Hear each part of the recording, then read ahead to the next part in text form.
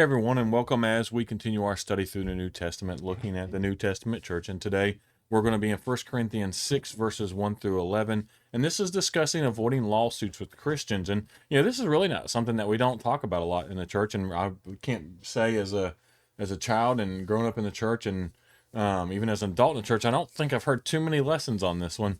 And so it's kind of an interesting subject, and we'll dive into it a little bit and hit it here. So like always, I want to encourage anyone who hasn't subscribed to our channel, go ahead and do that. That way we do this daily. We're pushing these out daily. So studying the Bible just a little bit at a time daily, trying to dive a little bit deeper, spend 10, 15 minutes just, getting a little bit more and a little bit more deeper into the word as we go through these. And then hopefully it's something that's helpful to you. And if it is, I ask that you share it, just because we're trying to grow this ministry and reach others. And so we want to do our best to try to reach those if you find it helpful. And that's, I always learn from this. Every time I go through these studies and do some of these studies, I see something that I didn't see before and learn something that I didn't see before. So I enjoy it. So today, looking at avoiding lawsuits with Christians. This comes from 1 Corinthians 6, verses 1 through 11. We'll read this real quick and then hit some of the notes. When one of you has a dispute with another believer, how dare you file a lawsuit and ask a secular court to decide the matter instead of taking it to the other believers? Don't you realize that someday we believers will judge the world? And since you are going to judge the world, can't you decide even these little things among yourselves? Don't you realize that we will judge angels? So you should surely be able to resolve ordinary disputes in this life. If you have legal disputes about such matters, why go to outside judges who are not respected by the church? Now, some interesting things here. So something that Paul talks about, it looks like, and this is just something, and people have interpreted this different ways, but it does look like what Paul's talking about here is that we're going to be involved in the judgment process of the world somehow, and that we're even going to judge the angels. So, not sure what this looks like. There's not a lot of detail. It's something that Paul mentions in here, and we don't get a lot of detail on this, but it's just something I wanted to bring out. I think I forgot to put it in my notes, but it's just something I wanted to highlight there. It's like, look, you can't figure things out amongst yourself. How are you gonna judge the world? How are you gonna judge angels in the end? And so that's something that he brings out and draws out in this argument. Verse 5 says, "I am saying this to shame you." He's like, he points it out. It's like, yeah, I'm trying to shame you. Isn't there anyone in all the church who is wise enough to decide these issues? He's like, y'all can't figure this out amongst yourselves. But instead, one believer sues another right in front of unbelievers. Even to have such lawsuits with one another is a defeat for you. Why not just accept the injustice and leave it at that? Why not let yourself be cheated? Instead, you yourselves are the ones who do wrong and cheat even your fellow believers. Sorry, I'm struggling with that today. Don't you realize that those who do wrong will not inherit the kingdom of God? Don't fool yourselves. Those who indulge in sexual sin or worship of idols or commit adultery or are male prostitutes or practice homosexuality or are thieves or are greedy people or drunkards or abusive or cheat people, none of these will inherit the kingdom of God. Some of you were once like that, but you have been cleansed, you were made holy, you were made right with God by calling on the name of the Lord Jesus Christ and by the Spirit of God. And so I'll come back to that a little bit to the end there. And so what Paul's talking about here, when looking at these particular verses, the way I interpret this, and the way a lot of scholars interpret this, is these are trivial cases before unrighteous judges, right? Some of the Corinthians have wronged each other in various ways, including fraud. We see that when he talks about the fraud side of that. Instead of addressing these problems within the church, however, they have taken each other before local judges, local magistrates, and are hashing this stuff out in the public court and the public arena. And so the wrongs themselves and this way of handling them are both shameful to Christians, right? And Paul calls them out. He says, you're wrong. You're wrong for defrauding each other, right? And then you're wrong for taking it to the court for the whole public to see. It's like, look at these Christians. Look at the way they're behaving. And so some people have argued that Paul is prohibiting Christians from ever going to court against another Christians. I don't interpret it that way. A lot of scholars don't interpret it that way. But Paul seems to be focusing on, in these verses, right, only to be addressing disputes related to like property or money or those type of things. He says, why not be defrauded in verse 7, rather than what I would call criminal cases, right? I don't think these are what we would call criminal cases where like someone like literally robbed someone else, or someone was very abusive to someone else in that sense. That does not seem what he's like. Someone tried to harm someone. It's not, doesn't seem to be what he's talking about here. And these type of things fall under jurisdiction of the state, right? Things that the state can bring charges for. Like if someone assaults me, another Christian assaults me, well then the state has the right to press charges. Even if I don't want to press charges, they can still press charges. And so I don't think Paul's talking about that. I mean, if someone assaults you physically, I don't think there's anything wrong, with pressing charges in situations like that. Now, if you choose to be a Christian, you choose from as a Christian, hey, I'm not going to charge this person. We're going to move on. I'm going to forgive them. I think that's perfectly wonderful. And I do think that leans toward more of what Paul would want in some situations. I think it's going to depend on the criminal charge, but I don't think there is anything against wrong if someone seriously tried to harm you, like really seriously, or robbed you, or did any type of things like that. I don't think there's anything wrong with taking them to court and pressing charges that way. I don't think Paul's talking about that. I think he is on the more civil side of things like money and dispute around property and that kind of stuff. And so it is doubtful that Paul's intention is that this specific example, and this is the type of things I want to talk about, like that this specific example should apply to every situation. Like a lot of times we want to take things that are written in the Bible and apply them to every single situation, when we can kind of see pretty clearly that Paul is talking about personal matters, typically matters of money, matters of being defrauded, that type of stuff. Not, oh well, this person tried to murder you, you can't press charges against them. I don't think that's, I personally don't think that that's what he's talking about there. And so what he's talking about here is where, like, you have two parties in the same church, and the dispute is related to property or money. That's what it looks like. Like I said, verse 7, why not be defrauded, when he brings that up. And so whatever the circumstances, though, here, whatever it is, and however you want to interpret it, it is clear from Scripture that disputes between believers need to be handled with the utmost care, right? And it needs to be managed in a wise and godly manner before especially before the watching world, right? Wherever possible, under the disciplinary or the authority of the church, these disputes, these kind of matters need to be held with spiritually mature counsel inside the church amongst other Christians who have no stake in the matter at all, and can give sound biblical advice. That I think that's what Paul's really getting at here. And so that's what I think he's saying. It's like, look, you're making the church look bad. You're making yourselves look bad. One, you're defrauding each other, and then two, you're going to court and you're taking what you're doing and publicly blasting it for everyone to see, right? And you're also taking it to unrighteous judges. He's like, why are you doing this stuff? You're not only are you sitting by doing what you're doing, you're making the church look bad. So you need to stop all this stuff, and you need to handle stuff internally.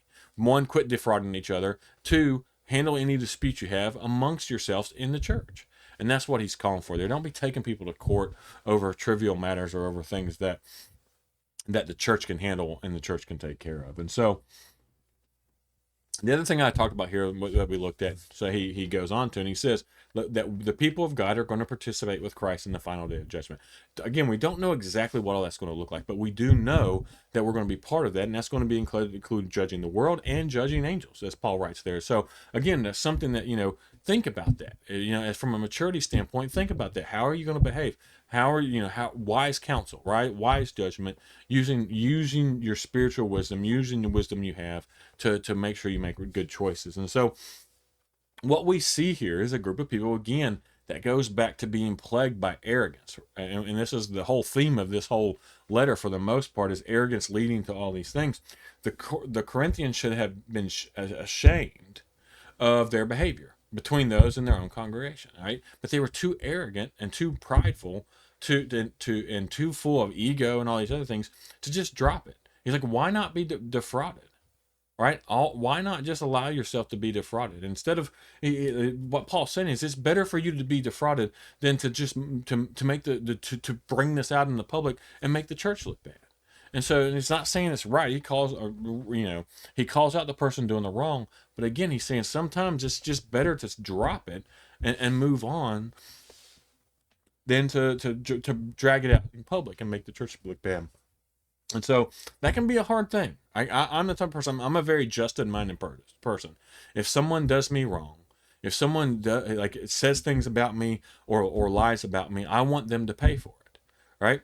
But there's circumstances where that's happened, and for the betterment of the church, I've just had to move on, right? And, I could have dragged a lot of things out. I could have dragged it out, but instead of doing that, I just moved on. And it's hard. Trust me, it's a very hard thing to do. It's not an easy thing to do. Now, Paul's not saying this is easy, but that's what we're called to do, right? And trust me, in this time, I didn't want to do it. I didn't want to, right?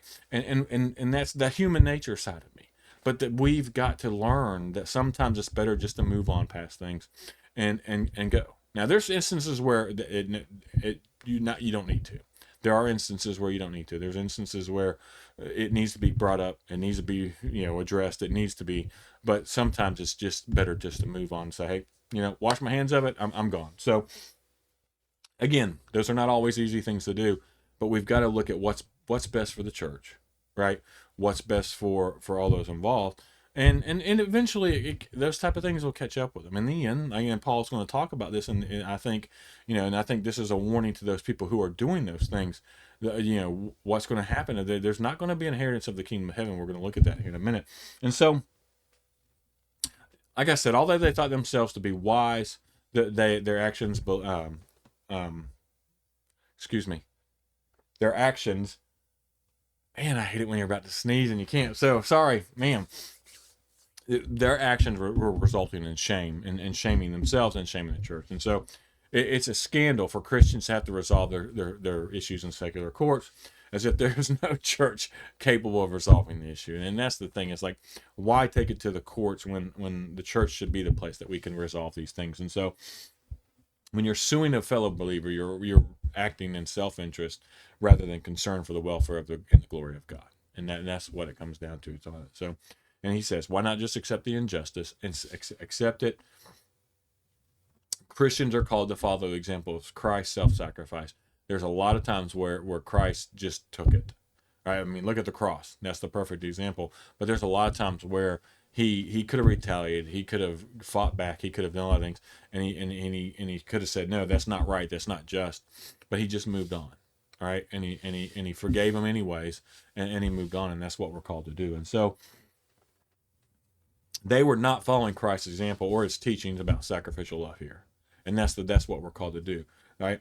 They were cheating each other. They were cheating the believers. Believers were cheating each other, and others, not just others, but not just their brothers in Christ, but others as well. And so both of those actions, their attitudes were wrong. Both of those were wrong, and so we need to do that. So Paul uses the word of unrighteousness, right, and implies that those whose behavior is indistinguishable from the unbelieving world may not be among the saints at all.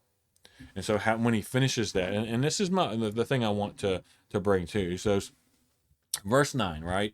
He says, don't you realize that those who do wrong will not inherit the kingdom of God? Now, he's not talking about those who sin. We all sin, right? But what he's talking about is if you're claiming to be a Christian and you're defrauding people, right?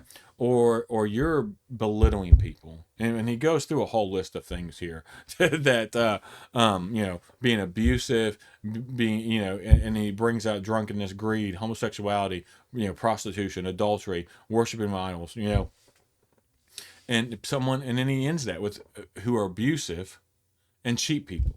I don't think it's a mistake that he talks about these, what we would consider horrendous things, right? And it's like, oh my gosh, that's really bad.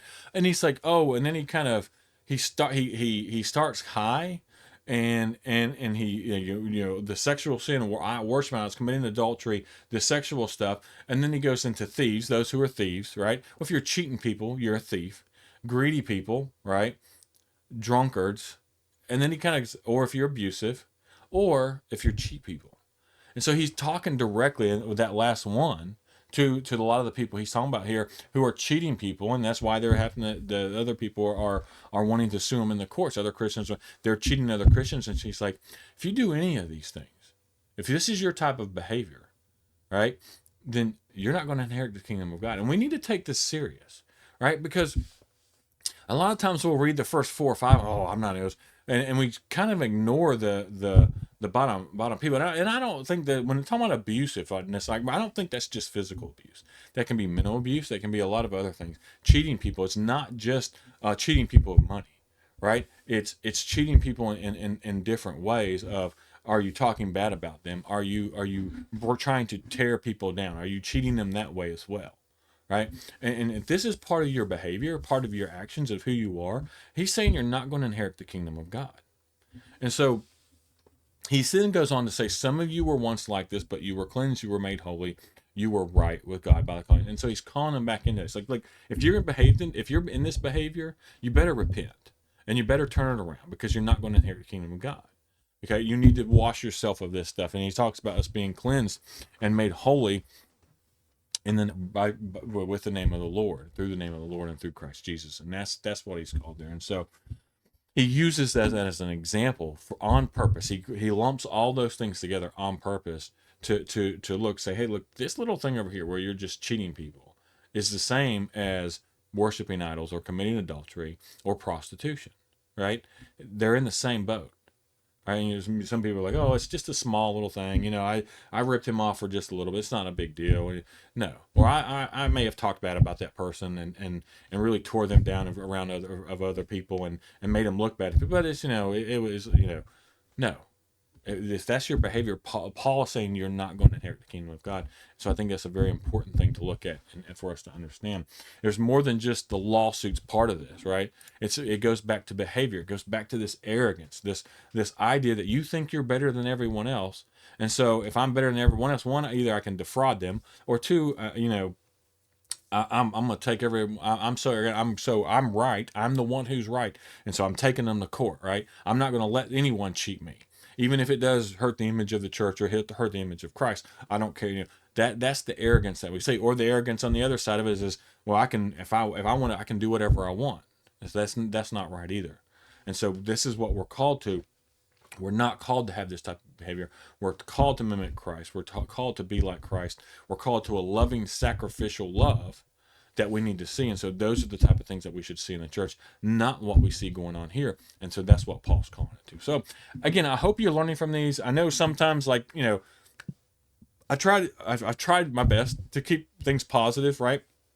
There's a very positive side to Christianity, but sometimes we have to address things like this. And this is Paul. Like a lot of Paul's letters that we've gone through so far, like have been uplifting with the Thessalonians and things like that. There's been uplifting, and you're all doing a wonderful job. But then here he's like, y'all aren't. and so where we relate to and where I can see parallels with the Corinthian church and the church today, we need to call these things out, because Paul writes about them because they're serious. They damage the church. And so if we see these things and we know this stuff's going on, then we've got to address it, and we've got to try to fix it to make sure that it doesn't continue, so we continue to put a good image of the church out there, because that's something we'll talk about eventually, that's right now the image of the church is hurting. And so we've got to make sure we do the things we can to fix that. So as always, I appreciate everyone who takes the time to watch these. I hope you're learning from them, and I hope y'all have a wonderful day.